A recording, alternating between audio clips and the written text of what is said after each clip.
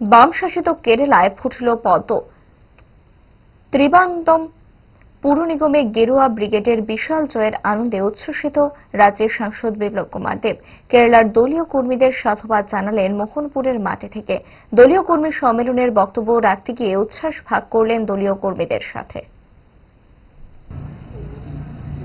কংগ্রেস কমিউনিস্টের চরিত্র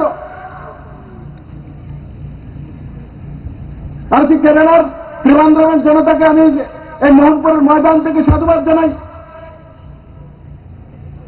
যে ত্রিবান্দ্রমের লাগাতার যে কর্পোরেশনে আছে, ত্রিবান্দ্রম সিটির যেমন আগরতলাতে আছে, তার মধ্যে প্রথমবার ভারতীয় জনতা পার্টি বিজয়ী হয়েছে। কালকে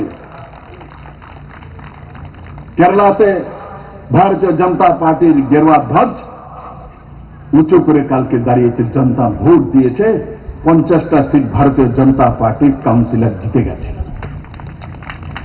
101 সিট, তার মধ্যে 50টা জিতে গেছে, একজনের মৃত্যু হয়েছে, মেজরিটি হয়ে গেছে।